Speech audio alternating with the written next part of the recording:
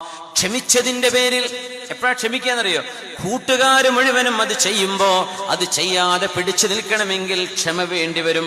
കൂട്ടുകാരികൾ മുഴുവനും തലയിലെ സ്കാഫ് ഊരുമ്പോ ഊരിക്കളഞ്ഞ് മുടി കാണിച്ച് നടക്കുമ്പോ ഒരു പെണ്ണ് മാത്രം ഹിജാബ് ഇട്ട് നടക്കുമ്പോൾ അവൾക്ക് നല്ല ക്ഷമ വേണ്ടി വരും.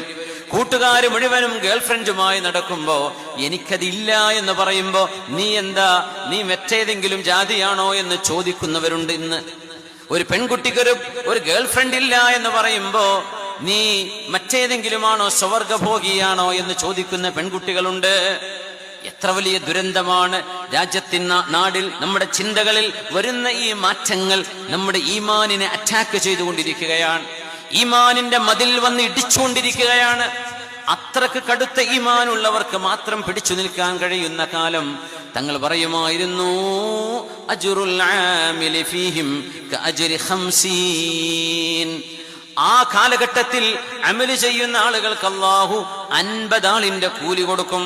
അപ്പൊ സ്വഹാബികൾ ചോദിച്ചു, നബിയേ 50 മിൻഹും, ആ അവസാന കാലഘട്ടത്തിലെ അവരിൽപ്പെട്ട 50 ആളിന്റെ കൂലിയോ? ഖാല ലാ, അല്ല, 50 മിൻകും, നിങ്ങളിൽ 50 സ്വഹാബിന്റെ കൂലിയാണ് അന്ന് നിസ്കരിക്കുന്ന ഒരാൾക്ക്.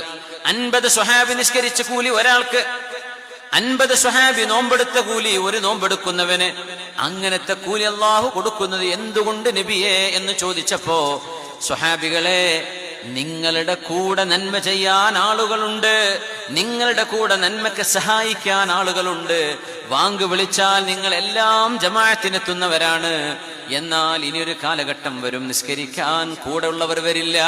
ഒരാൾ ഒറ്റക്ക് പോയി നിസ്കരിക്കേണ്ടി വരും. നോമ്പെടുക്കാൻ ആളുകളില്ല കൂടെ, ഒറ്റക്ക് പോകേണ്ടി വരും. ഗേൾഫ്രണ്ട് ഇല്ലാത്തൊരു ബോയ് പോലുമില്ല, ഒറ്റക്ക് നടക്കുന്നവനായിരിക്കും അവര്. ബോയ് ഫ്രണ്ട് ഇല്ലാത്തൊരു ഗേളുമില്ല, ആ ഗേൾ ഒറ്റക്ക് നടക്കേണ്ടി വരും.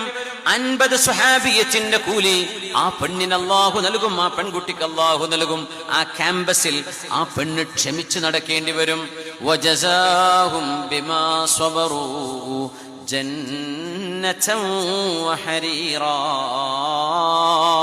അല്ലാഹു തആല സിൽക്കും പട്ടും പവിഴങ്ങളും രത്നങ്ങളുമുള്ള സ്വർഗലോകം അവർക്ക് നൽകുന്നു. കാരണം പറഞ്ഞത് ബിമാ സ്വബറൂ, ക്ഷമിച്ചത് കാരണം.